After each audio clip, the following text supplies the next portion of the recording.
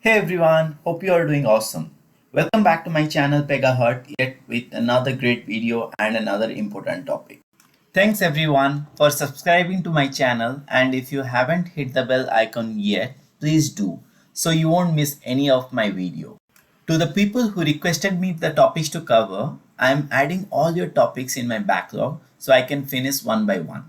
So don't you worry if I haven't acted on your request, rest assured I am working on the same. As requested by many of you, I am here to explain about activity. But before that, I would like to tell you that like data transform, I am going to release this video in parts. Starting from basic, which will cover each and every tabs of activity. So if you don't know all of them, please don't miss it. Then covering for beginner, wherein I would explain a simple use case. Then intermediate, where I would explain a complex use case. And then I'm going to execute an advanced which will solve many complex problems. The idea behind is to educate everyone starting from fresher to experienced professional. By the time I finish my video, I would guarantee you that you would be super confident working on activity. So what is an activity? It's a task which follows set of steps, isn't it? In Pega, activity is an automated process which execute a series of steps to fulfill a business requirement. So without doing further delay, let's get into it. So as per the agenda, let's first thing first log into Pega and then we can start. So like you all know, activity what it does. Like I already told that an activity is an automated process which generally helps you to achieve a work without any manual intervention. Like how we have just learned in my earlier session how data transform works. It just runs by system, and then based on the code that you have written, it's gonna execute the same thing. So first thing first, you need to understand where you can find the activities. So you can there are multiple way. So first way, you can go to record explorer, and then you see there is something called technical, and over there is something called activity, and in over there you can find all the activity that you create. So each activity, like other rules in Pega, each activity will have a rule set version, will have a name, and also it will have an apply to classes. So I mean, like the normal apply to classes, it will be belongs to that particular class. One thing you need to remember, when you create an activity, it is apply to rule obj activity by default.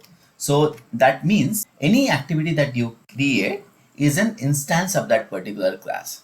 What does it mean? So if you go to App Explorer, you go and try to find that particular class rule hyphen obj hyphen activity.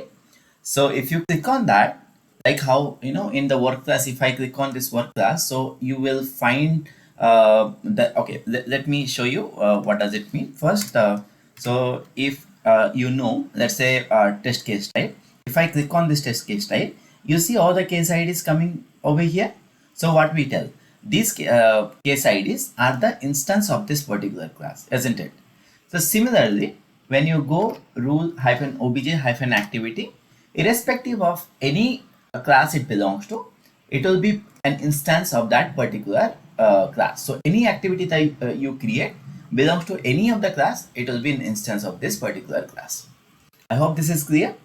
Now I told you to go from here, or the another way that you can always do, search all option, and you go for searching activity. It didn't come. Let me quickly refresh. Sometime it just don't load. Okay. Now if I go search all option, and then if I search for activity, then you find record technical activity, right? Cool. Okay.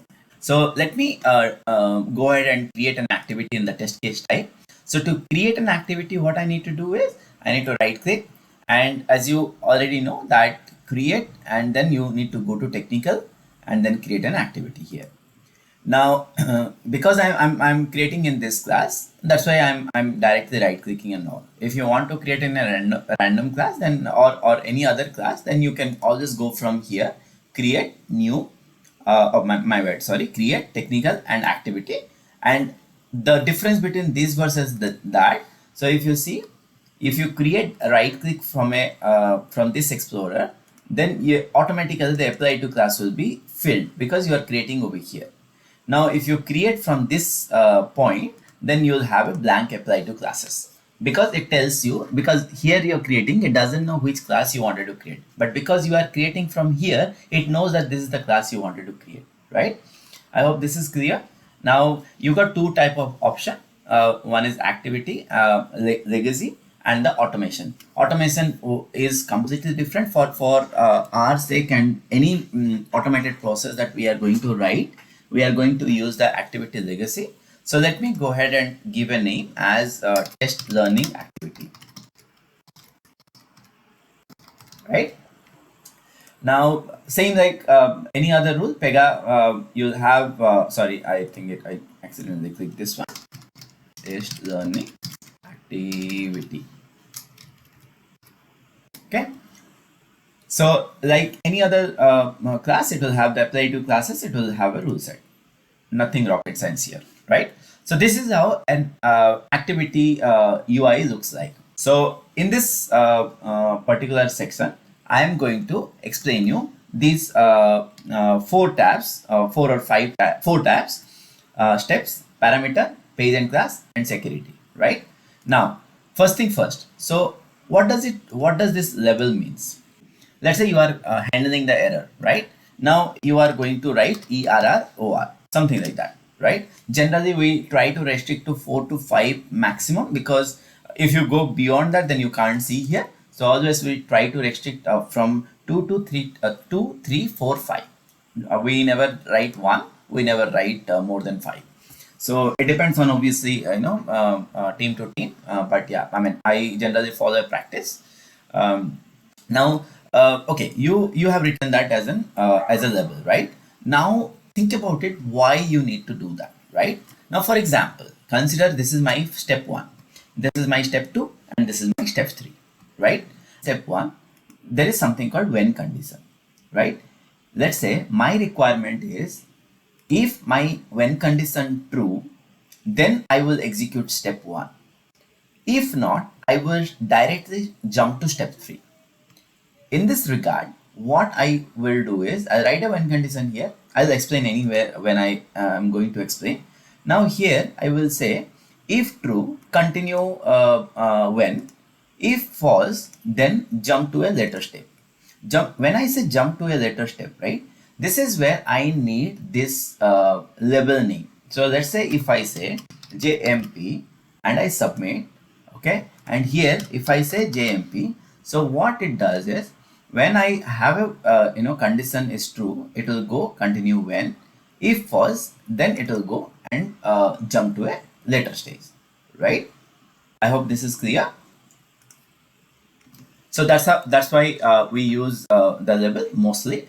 And if you let's say you are trying to execute something, let's say you don't, I mean, while you are trying to test something, you don't want to execute the step 2.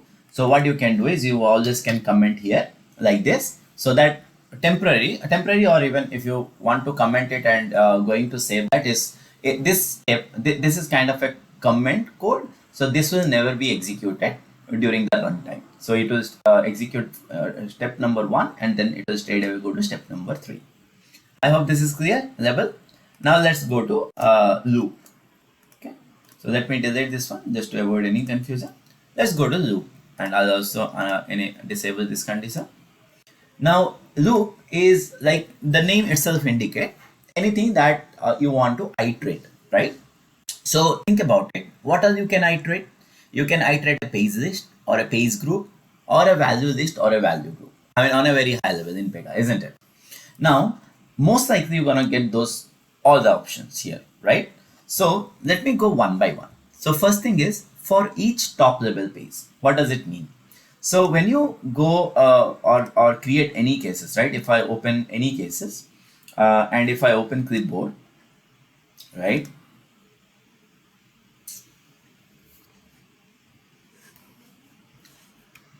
Okay, so you see in the clipboard, in the user pages, right? You see a lot of pages, right? They all are called top pages, right? Now, for example, in this section, if I put for each top level page, right? What does it mean? During runtime, it will try to execute the top level pages, right? Not all the one, whatever the top level pages. Now, let's say I want only py work page to be executed or to be looped during runtime. So what I need to do is I need to copy this class, right? And I need to put over here. So I'll say for each top level pages, only loop for certain classes. So I just wanted to loop for only this class, right?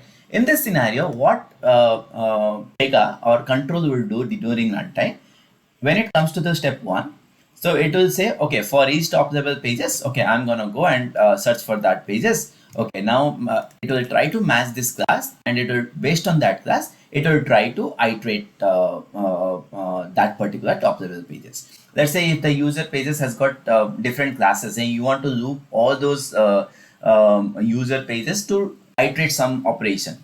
So what you can do is you can choose all top level pages, and then let's say you got more than one class, then you mention all those classes that you want to execute. So this is why we do top level pages. In this example, let's say I want to execute py work page, this one, and also I want to use temp collab page. Then what I need to do is, all I need to do is mention these two classes over here. So what it will do when the control would come, it will see, okay, how many top level pages has got these classes, it will try to execute that first, and how many top level pages has got these classes, it will try to execute after that. And depending on that, you can, so most likely, like so far again, in my experience, I've used this very rare, because depending on the nature of the work, obviously depending on the requirement, but I have used very less. I always go for embedded page by using a page list. So that's our next topic of discussion, for each embedded page. So what does it mean? So first let me delete this one so I can explain properly. What does it mean? Let's say you got a page list property, right? Or a page group property. Now you want to iterate that page list property or a page group property, and you want to do something. So in this scenario, you need to use for each embedded page. When we create a page list property, we try to keep it very simple, so that readability perspective, it will be very easy and a person can understand. I hope this is clear until now. Now, the next thing which I do is for each element in value list.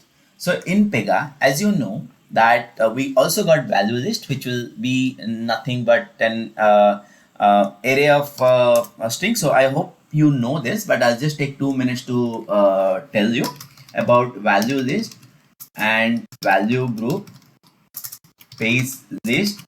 For people who do not know, I am telling for them. People who know, just listen to another time so that it will be benefited for you. Okay, now what does it mean by value list? Let's say you want to store the mobile numbers, right? Without any significant, you just want to store mobile number. Let's say I've got two mobile number. I just wanted to store all of them without knowing what is that mobile number, just single property. I don't care anything else, right? Now during this scenario, this is how we're gonna store value list. In Java, we tell it array of strings, right?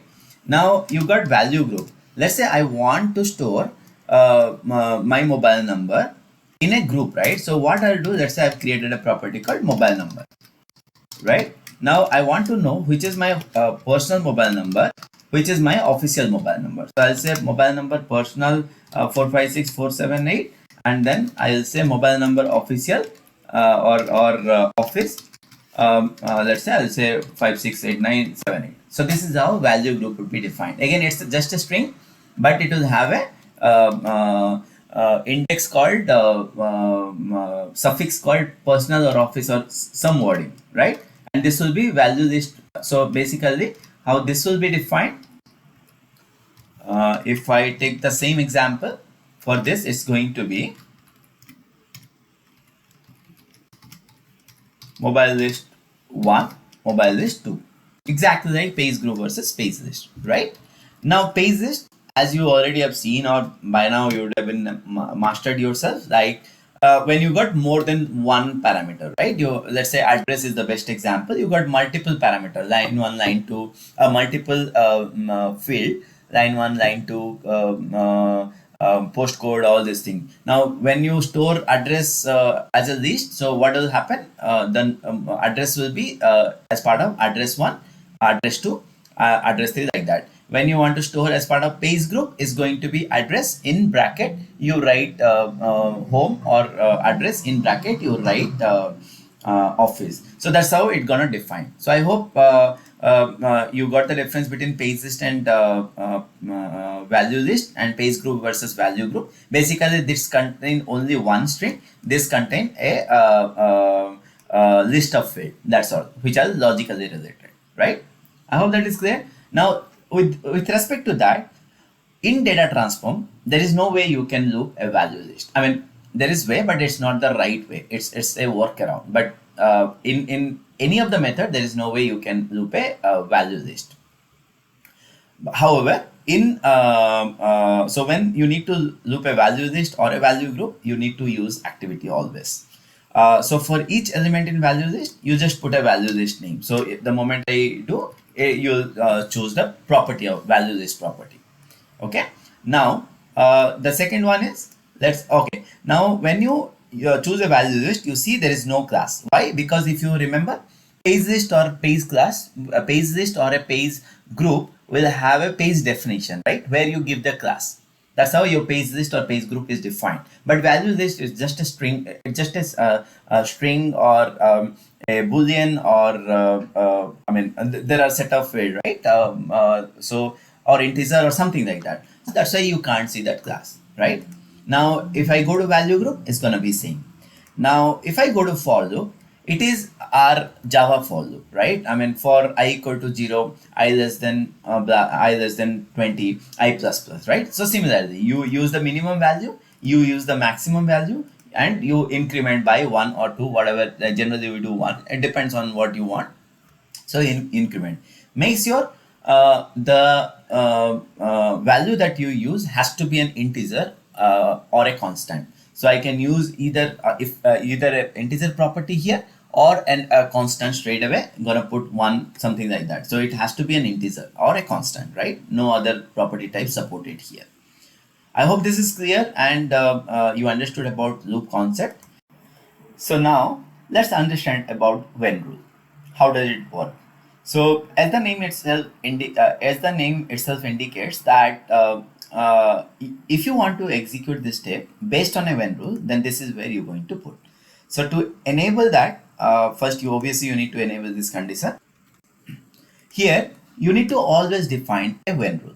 So like exactly how you have done in data transform. If you guys have seen my earlier video about data transform, there is this method called when, otherwise when, right?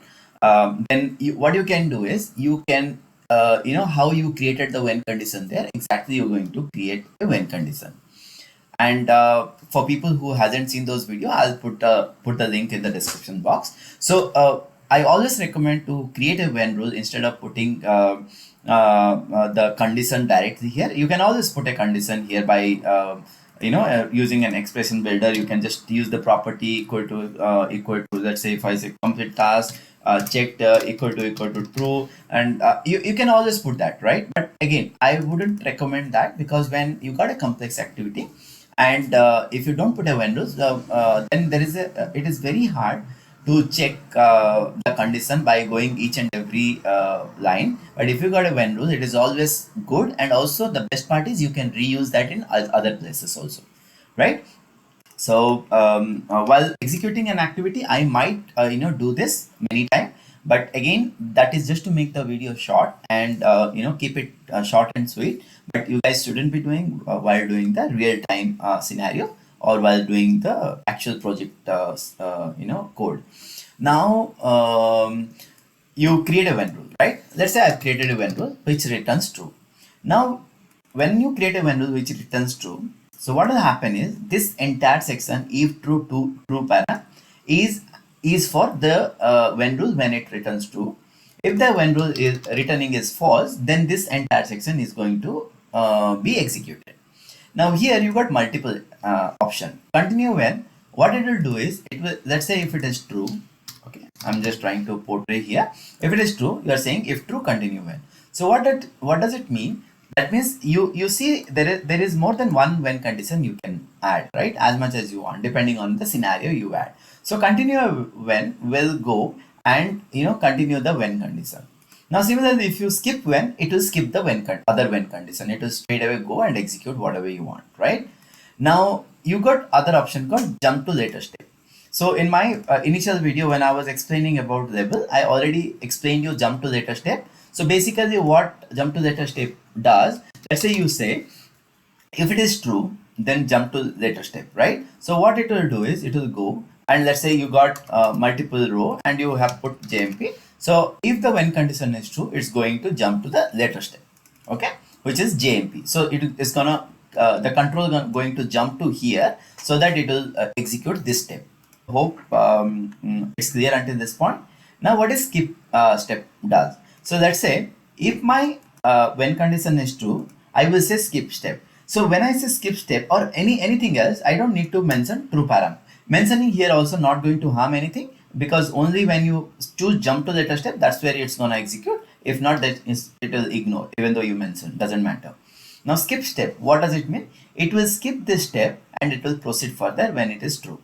So this is what skip step does. Now exit iteration. Exit iteration mostly is used for when you are in loop, right? So let's say for example, I will give you a nice example so you would understand. Let's say here I haven't used any when condition, just keep it simple. Now here what I did is for each embedded page, right? Now I have submitted here. Now here what I'm going to do to add a child case, right? Let's say I'm going to do add a child. So this is the parent step, this is the child step.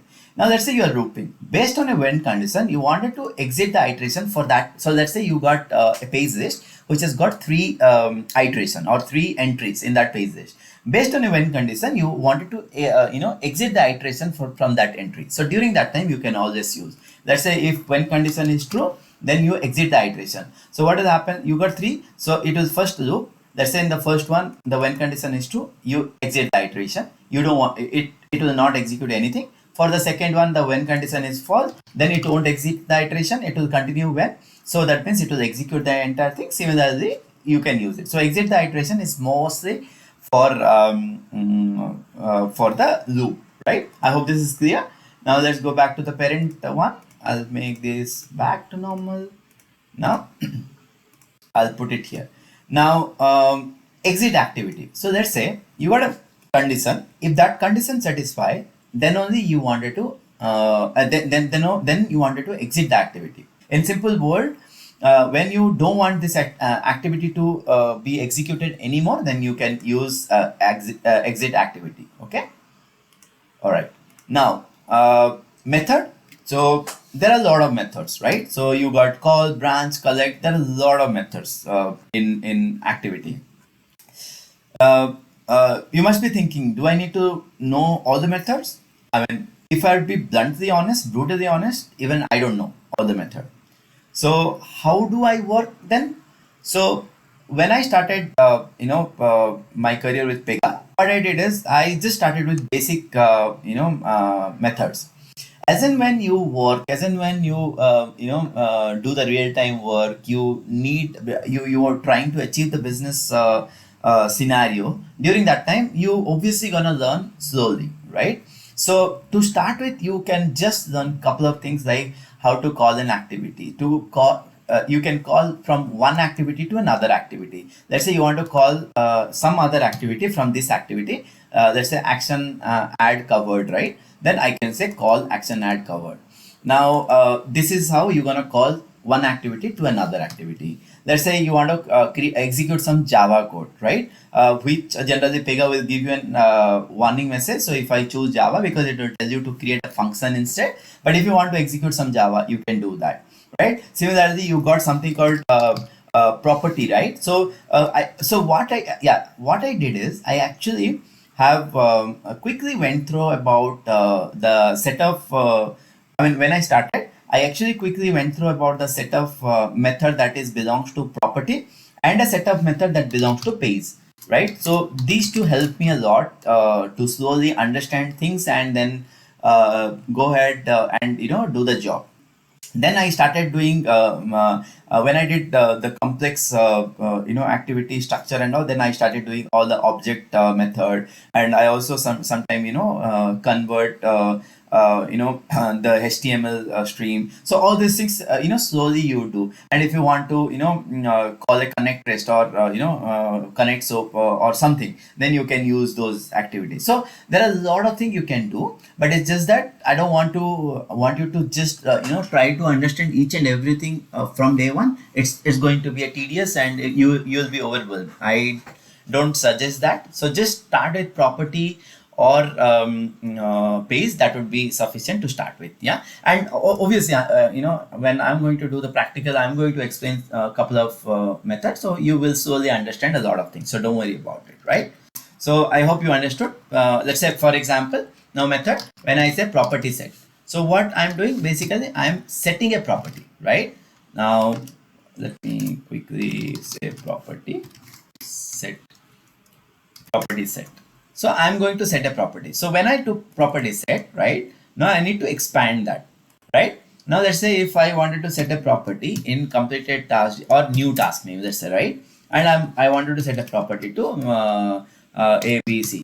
So what will happen when it will come and execute this activity? It will say property set. That means it knows, okay, I need to set the property. Now which property that I need to set? Property name as new task name, and property value is, this is the value that it will set into the new task name. This is how property set work, right? I hope this is clear, and you know how to write this one. Now let's go to the next one. So what is the next one? Is the step page. So what is the step page? So by default, the step page is good. So because it is belongs to XYZ PZ Hut work hyphen test case type.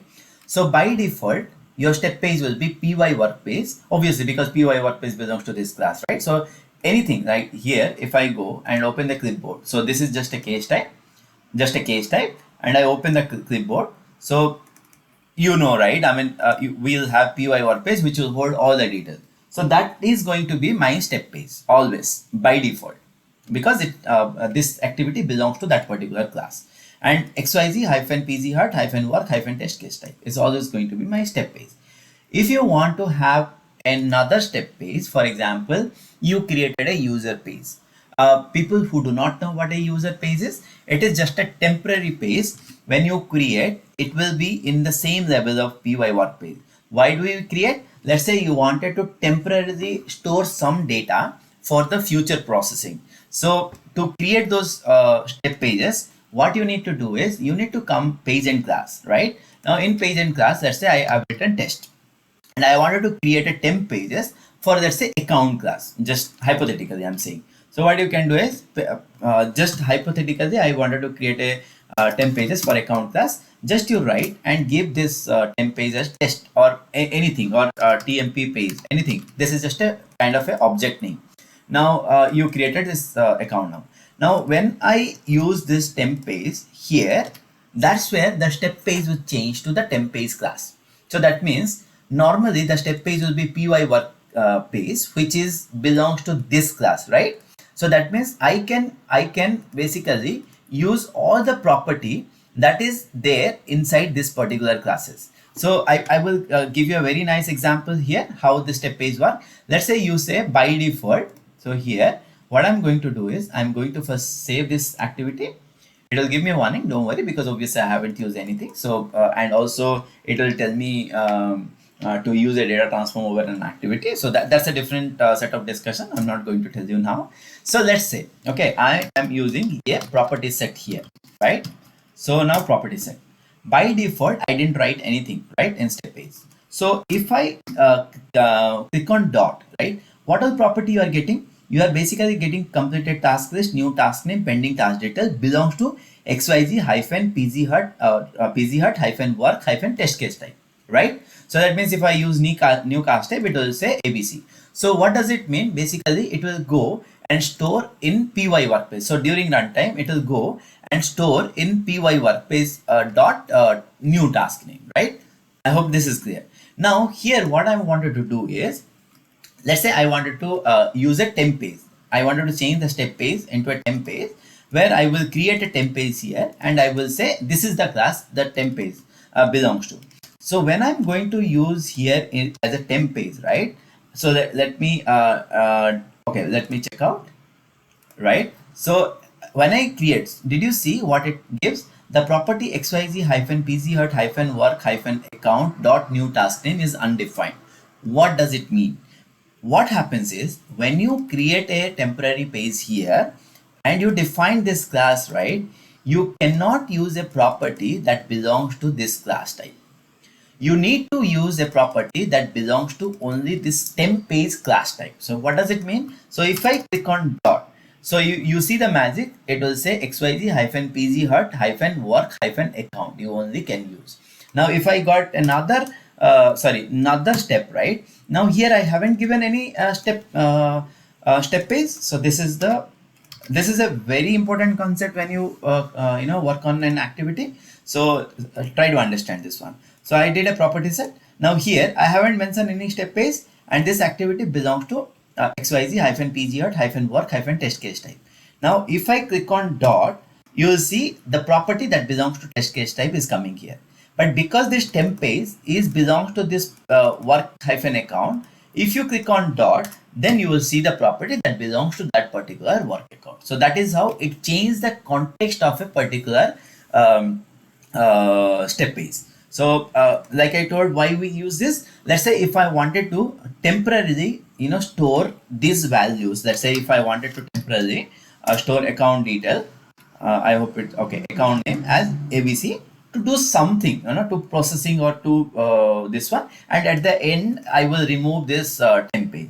So what I'll do is I will do something or simple. Let's say here I will say temp page account num dot account name as ABC, right? Now here I did property set without any temp page. Let's say I'll say new task name and I wanted to assign this property, right? So what I'll do is new task name, and when I click on just down arrow, there is no dot you need to put here, just down arrow, it will give you all the pages, primary pages, param and temp page.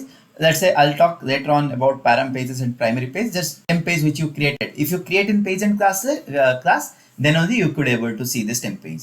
Now I did temp page, then I'll say account detail, and then I'll say dot account name. So what it will happen if I run, so let me save that. I don't want to run, I'll just save it so that you'll know. So what it will happen, during runtime, it will create a page, okay? And then what will happen is it will try to store ABC into that particular page, and then this temp page again will come, and because I'm using the same value to set the new task name, right? So this temp page dot account detail dot account name means ABC value would be assigned to new task name.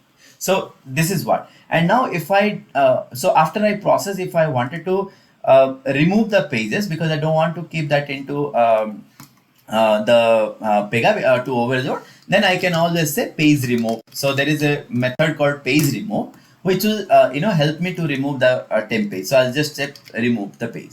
Now just understand this part. Obviously when I'm going to do practical, you would understand more about it, but not to confuse again. I'll just repeat it again. What I'm going to do, if you do a temp page, if you do change the step page, and then obviously you need to define the step page in page and class, and depending on the class, it will basically allow you to assign those property or utilize those property to create a user page which you can use at the later processing time. I hope this is clear. So let's move to the next part. So description, it's very easy. Always put a description, like how we have the comment box in data transform. Always put a description for what reason you have written this step. It is always a good practice for somebody to understand. Now jump condition, what does it mean? So basically, let's say you executed this step, right? Now when condition is the entry point, right? To enter to the step. Jump condition is the exit point. So after you execute this step, let's say if the step executed successfully, or let's say if the step will have any error or fail something, right? You might have used some method, it causes some internal Pega error. So let's say there is something called OTB when rule called status fail. Now what you want to do, let's say if step status fail, you want to exit the activity. You don't want to continue that anymore. If it is successful, then only you continue. So fail, true, yes, it's fail, so I want to exit the activity. If not fail means successful, then I want to continue with. So this is why you need to write a jump condition, right? So also you can put on exception. Let's say if you wanted to jump to another layer on exception, here you can put JMP. So what will happen when there is an exception? Let's say I mean obviously you don't need to write this condition anymore.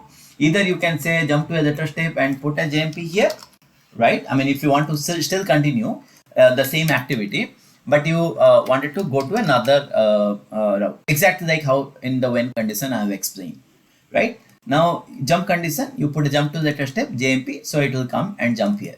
Or let's say you told you are not going to write anything, you just told on exception jump to a later step level. That means if there is an exception for this particular step, it will straight away jump to this particular place. I hope this is clear. Now coming back to parameter step. So what this parameter tab does is it basically gives you a flexibility to create parameter. Let's say I'll say first name, last name, right? So what it does basically, it whenever you call this activity, it will ask you. So the caller can I mean depending on whether if you say yes, if you say required as yes, then it is a mandatory for the caller to call this activity. If you say required as no, then it is an optional. Let's say if I'm calling this test learning activity and from another activity, right, or from anywhere, right, in the flow, then I'll show you how to call activity from flow, everything. Obviously I'm going to do practical, so don't worry about it. Just understand theoretically.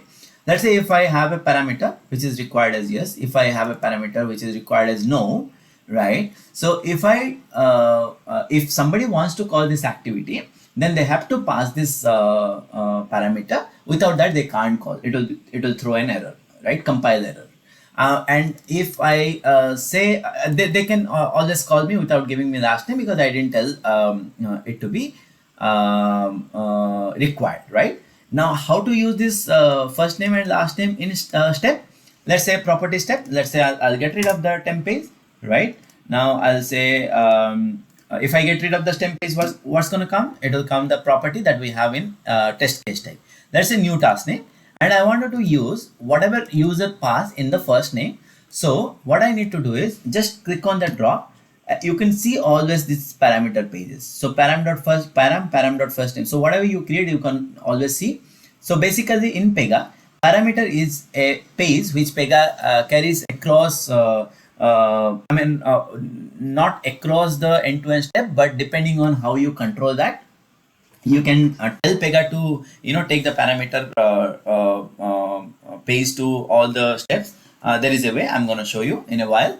But here what I need to do is I'll say param.first name. So what will happen when somebody calls me and gives me, let's say, first name XYZ, then what will happen? XYZ will be assigned to new task name. So that's how parameter works. Now what is a local variable? So basically the difference between parameter and a local variable, when you create any parameter, Pega during runtime creates a parameter page. I'm going to show you in a while, and then stores over there that first name, last name, something like that. But when you create a local variable, so basically what happened, it just used locally for this activity. So let's say you got like 5 steps, it will use from step 1 to step 5, and then it will vanish, right? How in Java you got a local variable, you can't access that outside. But if you create a parameter, because all this property will be stored in Pega's parameter page during runtime. So what Pega does is, if you want, you can take that page to other activity or a data transform, and you can use this first name, last name in multiple times. So that's the difference between parameter page versus local variable. Definitely, I'm going to give you an example for sure. So let's say I'll do one thing. I'll create a local variable called middle name, right? and I'll keep that as is. So here, if I come here and I'll do a, okay, let me use that same property set. And here, what I'll do is, in the local variable name, let me, set a temporary value, right? Now what I'll do is, in the local variable name, so the moment, so you see earlier, you couldn't see, obviously, the local variable name because it was not been added. You could able to only see first name, last name because it was added, right? Now, because after I added, automatically you're gonna see that variable. All you need, don't put any dot here, just click on the down arrow so that you can see everything. Now local dot middle name, let's say I'm going to set xyz, right? Now what I'm doing is property set, I'm doing new task name, param dot first name, local dot middle name, xyz. Now I will run that activity and just show you in the tracer how does it work. So you see, when you run the activity, because first name I have given mandatory, so that's why it was telling me mandatory. Last name I have given optional, that's why there is no asterisk, right? So I've turned on the tracer, right? And what I did is I am going to pass param name as let's say Pega test learning, right? Now if I run it, so obviously it executed, operation completed successfully, blah blah. And now if I go back to the tracer, right? Now let's say test learning activity is my activity, so this is where it executed, right? Now here, if you see, obviously we got step number 1, okay?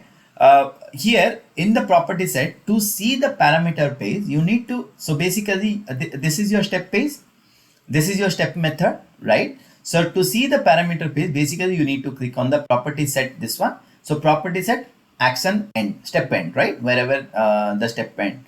So now property set you click, you see there is parameter page name. So this is your, it's obviously unnamed always. So this is your parameter page which Pega carries across and sets all the temporary, values so that it can use as and when it want.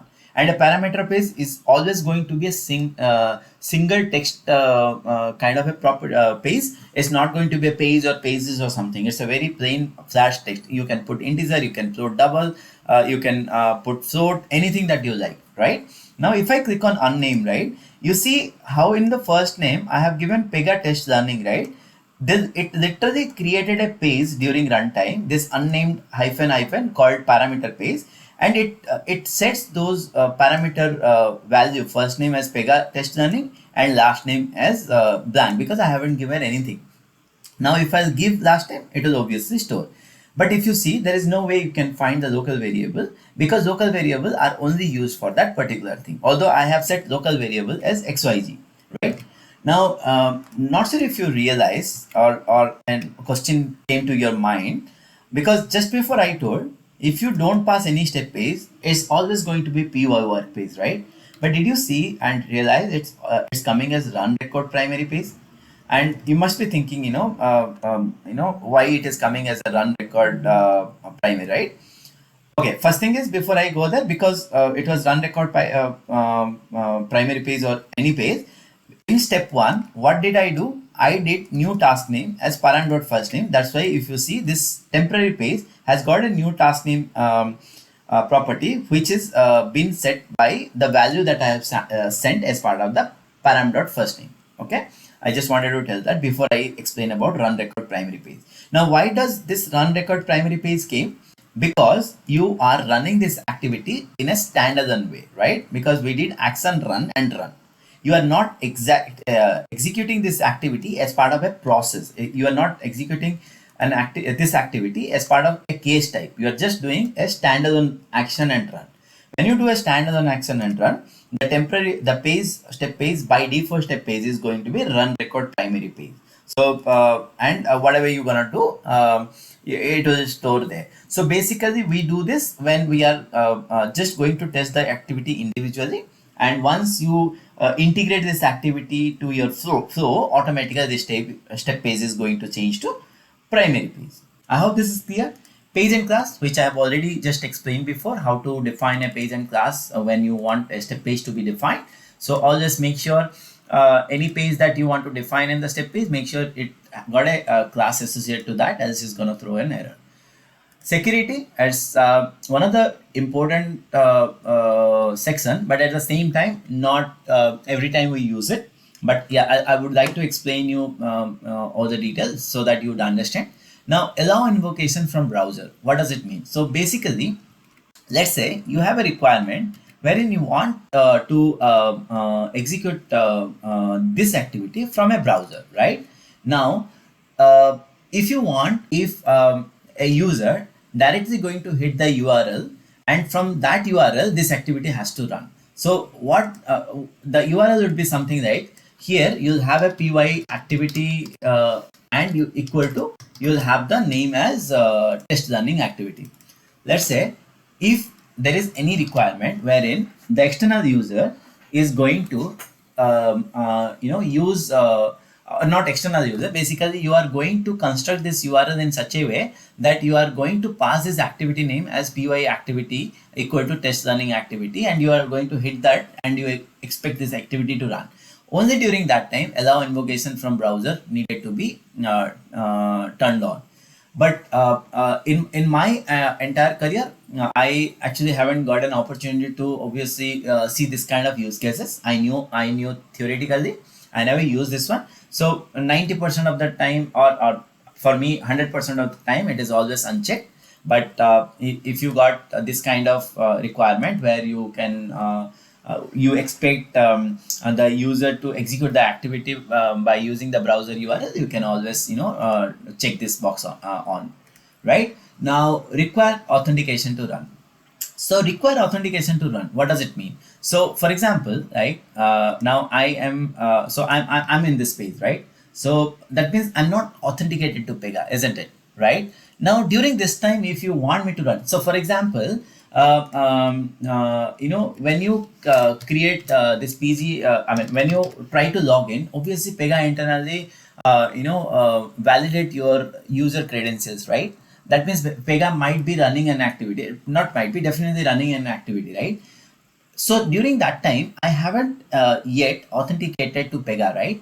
During that time, that particular section has to be unchecked. So what does it mean? So that means if let's say this is the activity which is responsible for my login to Pega, and I'm not yet authenticated, so obviously I cannot have this checked. Now for all the other cases, for example, if the now I have already logged in, I'm authenticated to Pega, then I wanted to execute this activity. Obviously, if this checkbox is checked in, then only I can execute this activity. If this checkbox is checked in and I have logged out and I went to this screen, then I cannot use that activity because it has got a security saying that it will only allow for the people who logged in, or for the people who has got the successful authentication, right? Now, if you consider agent, they're actually not a authenticated user, right? So for agent, most of the time we leave this unchecked so that it doesn't require an authentication. I hope this is clear. Now, privilege class. So basically, privilege is a different concept altogether. But to keep it very short, so what if you create a privilege, right, and you have assigned that privilege to a particular class, right, for a particular role, let's say, right. Now, only for those set of role, if you add those privileges, then only for those set of roles can access this activity or run this activity. If that set of role doesn't have a privilege, then they cannot run this activity. Now there is another very important and very beautiful concept here, is the activity type. So default is always going to be activity, no change in that, right? Now you got a lot of other option. Can you see? So basically this option will basically tells you to define what kind of activity it is. So let's say utility. Now when you use the utility, let me give you a best example here. Now let's say that for any flow, let me go to a flow, let's say test case type. Right now, for people who do not know, we have in Pega, we have something called utility in the process tab, right? In the this is process, right? This is flow. So what I did, okay, what I did, I think I went fast. So I basically opened the case type. I open the process here. Now after I open, I click on the open process, so it will open my flow. Now in the flow, I click on plus icon, and then there is something called utility, right? This is when we wanted to use an activity in the flow, right? We always drag an activity, utility, and we call the activity. Now in the utility, let's say I will just use, what did I do? I just get rid of whatever default was there. I just click on the down arrow. Now here, if I click on create covered object, right? And if I open this create covered object, which is an over TV activity, right? This is an activity, isn't it? But if you go to security tab and you see activity type has been written as utility. That is why I could able to use that as part of this utility rule in the flow. So basically it tells is an, again, it's all activity, it just define the nature of the type of the activity. So we have some declare expression called onChange and declare trigger, and we have also validate, right? Activity to validate. So all these things you can always just define the activity type, what exactly kind of a nature of this activity type. If there is if this activity does an assignment or something, then you can define as an assign type activity, so that it will come into the right group. So basically you are kind of grouping this activity to these many segregation. If you do not know anything, always leave that as an activity type. So let me quickly recap. So step here you got label. You can put any 2 to 5. I mean, you can actually put any as much as number of character, but I would love to always go for 2 to 5 because I can read that out, right? So loop is it will help you looping top level page, embedded page, which is page and page list and page group, and value list, value group, and you can also use a for loop. When condition helps you to enable the when condition, and you can do the word here because you can jump to a step, continue when, skip the when step, or skip the step, exit the iteration, and exit the activity also. Method, you got 100 of methods, but obviously, like I told, don't try to know every method from day one, then you can never learn activity. Just go with the flow. Start with the basic so maybe as and when I'll come with another videos, you'll obviously see a lot of method I'm going to use. So to start with the basic, and then slowly increase your knowledge about learning other method. Step page is very crucial. When you run individually, the step page, obviously there is something called run record, something I have shown, right? But when you run as part of a end-to-end process or a flow, it will be always py work page. When I say py work page, obviously the class it belongs to, right? I mean, not exactly, but the case type it belongs to, right? And then if you want to use a step page, then another step page or a user page, I would say, then always define that step page in page and class tab before you using it, else Pega will throw you an error. I'm not sure if I have shown you.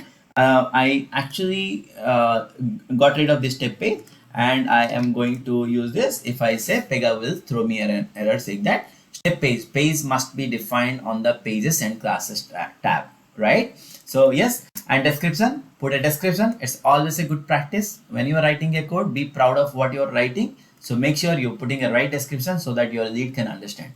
Now jump condition is again, like I told, when condition is the entry point of a step, jump condition is the exit point of a step. So jump condition also got all the exact detail. Now after you execute this activity, it tells you what you want to do. It has got exactly the same detail like when condition, right? Now here, if there is an exception occur, then you put a label here, and automatically it will go to that level. If you do not have a label, then that will be a problem. It will throw you an error, right?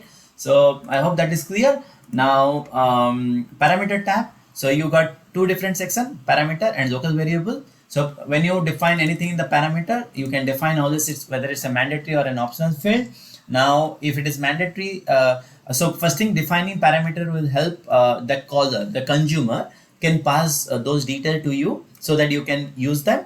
And if you don't want anyone to pass anything, or for the instance you just wanted the local variable to be created and used, then you can always go for that. So when you create any variable that in param page, or you can randomly, let's say for example here, you got first name last name only, right? I can do a property set.